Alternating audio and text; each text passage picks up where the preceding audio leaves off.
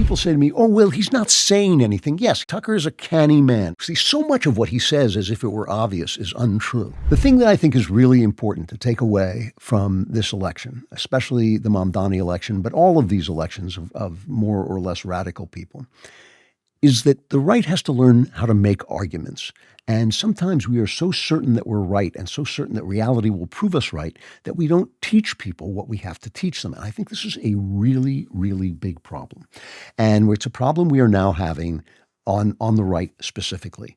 Because the left doesn't have to teach people anything because they lie to them. They lie. Have you ever noticed that Donald Trump tells you exactly what he thinks? You know, I mean, sometimes he'll blow things up. He has hyperbole, all that stuff, but he tells you exactly what he thinks. Whereas the left is always telling you, oh, I'm a moderate, even though they're far lefty. Every single time, they all pretend to be moderates, or they do what Mamdani does and they basically disavow everything they said until they're elected, and then they turn back into themselves.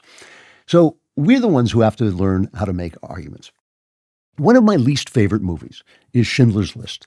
And Steven Spielberg, brilliant filmmaker with the sensibility of a child. Jaws, E.T., Close Encounters, Indiana Jones, absolute classics. But when it comes to serious movies, he was once called the best second unit director in history. The second unit guy is the guy who films all the action sequences, and he is as great a second unit director as has ever lived. But he's a child, and he has no ability to address serious issues. So if you watch Saving Private Ryan, the first half an hour is one of the most brilliant battle scenes ever filmed. The rest of it is like making excuses for World War II. Well, we have to fight this battle in order to fight this battle. You know, it's just one long didactic thing. And the idea that this kid who's lost all his brothers has to prove himself a good man is as stupid as anything. He's very uncomfortable with masculine, aggressive energy. If you notice, even in Indiana Jones, the first Indiana Jones doesn't get to fight the bad guys. God comes and fights them for him while he's tied to a pole. He's very, very wussy. I'm sorry. I'm saying you can't have a career in Hollywood by insulting Steven Spielberg. That's how powerful he is. So I wouldn't tell you this if I didn't have to. So Schindler's List is a beautifully made movie, very powerful, has scenes in it that make you cry. But it's put forward as the Holocaust movie. And what it's about is the story of a guy who saved 1,200 people, by hook and by crook. Very, very heroic thing to do. Very haunting that it's exactly the same number of Jews who were killed on October 7th, 1,200. But he puts it as if this was what the Holocaust was about. In Band of Brothers, a film he produced, a series he produced, he has an episode called Why We Fight. And the reason is they find the death camps, and that's why we fight. We didn't fight for that. Nobody fought for that. Nobody fought to save the Jews. No one. The Allies didn't do it. Nobody did it. And the journalists didn't cover it, and nobody wanted to know anything about it until it was over, and then you had the horror of it, and it had to be confronted. But that's a childish idea that people fight to save the Jews. And so the reason I hated Schindler's List is it marked the moment when the memory of the Holocaust died. And it wasn't Spielberg's fault that it died. It was just the fact that it died that made that movie possible. Because the movie posits this world in which people are fighting the Nazis. And that's not what happened. There were no good guys. There were no good guys in this regard. The industrial murder of Jews just went on. And I've told you what I thought about it spiritually. I thought it was a reenactment of the crucifixion. There was people who hated God, and they said they hated God. And I think if you want to know about the Holocaust, you don't watch Schindler's List, which is what Americans do. They watch the big movie and they think they know something. Watch a documentary series called Shoah, read Elie Wiesel's book Night, read Raoul Hilberg or Martin Gilbert's histories. Then you'll know something. But you won't do that, probably. Most people don't do it, and the general public won't. And they have forgotten. Memory fades.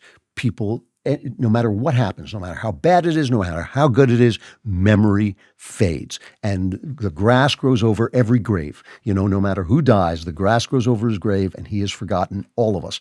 Everything is forgotten eventually. So the Jews no longer know how to make an argument.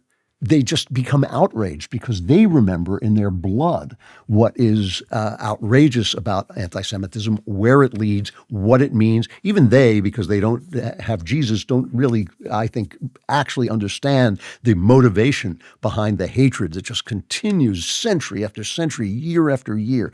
So Just giving you an example, there's this foofara going on the right with Tucker Carlson and all of the Jew haters that he platforms. And people say to me, oh, well, he's not saying anything. Yes, Tucker is a canny man. He's a smart man. So he's not going down this kind of conspiracy theory craziness of Candace Owens, and he's not ugly like Fuentes. What he does is he has Candace and Fuentes on his show, and he sits there with this credulous look on his face, and he says things like this. He interviewed Fuentes, and this is what Tucker says during this interview to this virulent Jew hater who has called for the exile and murder of American Jews and claims that the only reason he's being picked on is because he criticizes Israel. It's just crap. And Tucker sits there with this credulous look on his face that he didn't have when he was interviewing Ted Cruz, who was defending the Israelis. Then he went after him. So he only has this credulous look when he's dealing with the Jew haters. And this is a remark that Tucker made to this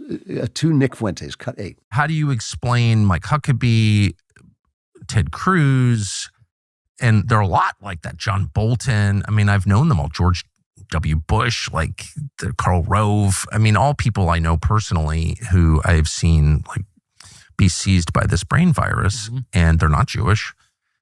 Most of them are self-described Christians, and then the Christian Zionists who are, well, Christian Zionists. Like, what is that? Right. And I can just say for myself, I dislike them more than anybody, because like, what?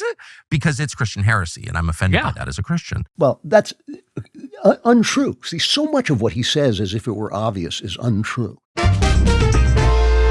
Who knows you better than yourself? Your family? Your friends? Well, if you own any internet-connected device, there are thousands of companies that might know you better than you know yourself. They're called data brokers, and they make billions tracking everything you do online, every purchase, every location, every conversation, your most personal beliefs, all packaged into a profile they sell to marketers, activists, and politicians looking to influence you. You could go completely off the grid, or you could just use ExpressVPN. These companies track you through your IP address, your digital fingerprint. ExpressVPN gives you a new IP address in a location you choose, making you virtually untraceable. With ExpressVPN, your connection is encrypted and routed through secure servers. Even your internet provider can't see your activity, which is important since they're legally allowed to sell your data to whoever they want. I use this on all my devices. You can put it on phones, laptops, tablets, and it's just one click for instant privacy. So even I can do it. It just cuts out right away and it comes on and doesn't get in the way of anything you're doing. Find out how you can get 4 months free by scanning the QR code on screen, clicking the link in the description box below, or by going to expressvpn.com/Andrew Klavan Show. And it's infuriating, and especially I think to Jews who know where this leads or could lead, it's just infuriating. All of Israel will be saved. That is in Romans 11. All of Israel will be saved, and God has hardened their hearts for the moment to let the Christians come in and attach themselves to the vine of Israel. But ultimately, Christians and Jews will come together, and all of Israel will be saved. It doesn't say, the Hittites are gone, the Babylonians are gone, the Romans are gone, the Nazis are gone, the Groypers, Nick Fuentes, and Tucker Carlson will be gone, but according to the Bible prophecy, the Jews will be saved and will be there in the end days. Okay, so all of this stuff that Tucker says is not true. Hamas is a political organization. It's not. It's a terrorist, cat's paw of Iran who would kill all of us. That Sharia law is a wonderful thing. That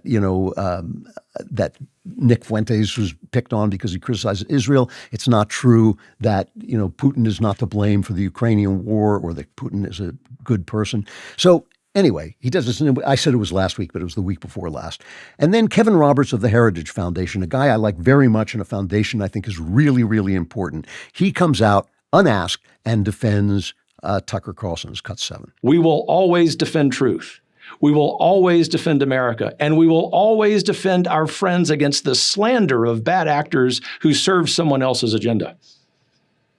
That includes Tucker Carlson, who remains, and as I have said before, always will be a close friend of the Heritage Foundation. The venomous coalition attacking him are sowing division. Their attempt to cancel him will fail. Most importantly, the American people expect us to be focusing on our political adversaries on the left not attacking our friends on the right. I disagree with, and even abhor, things that Nick Fuentes says.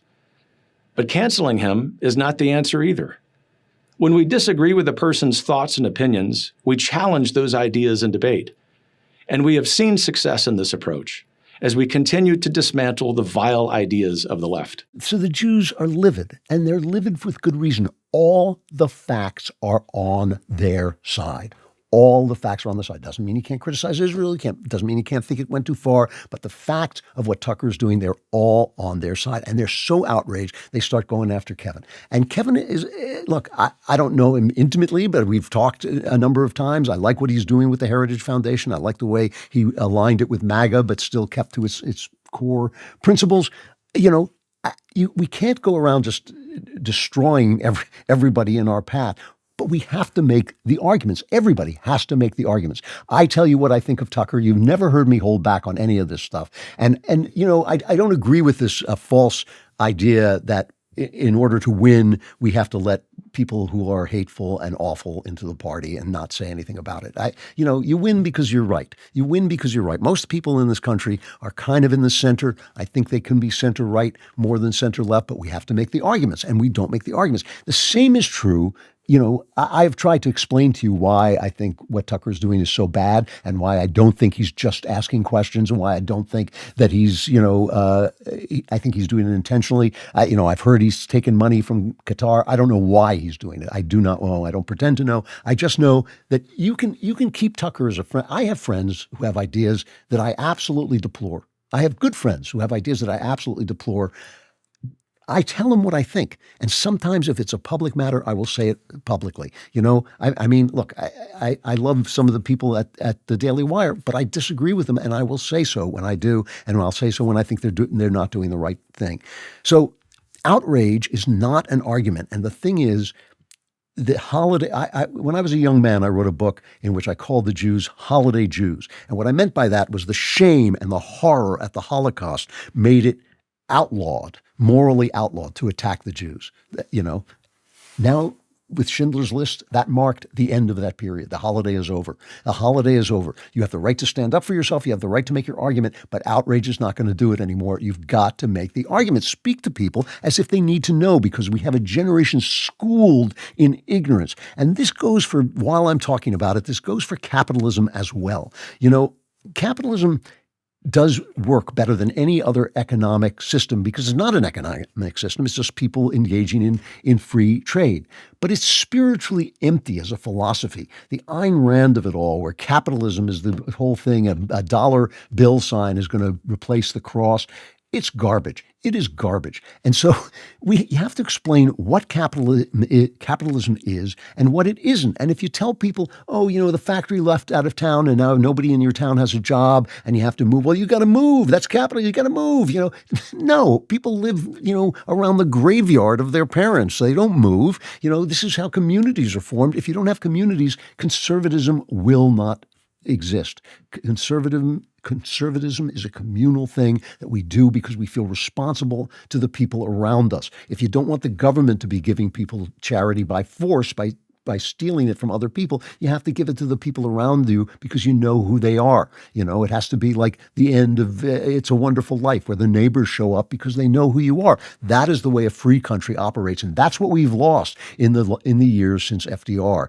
When the government takes over all those functions, we become less free. And if you're going to argue that we have to get rid of those things, we have to get rid of welfare, you have to have a way of arguing for voluntary welfare where people do get taken care of, because people have to have the courage to live free, because living free comes with tremendous risks.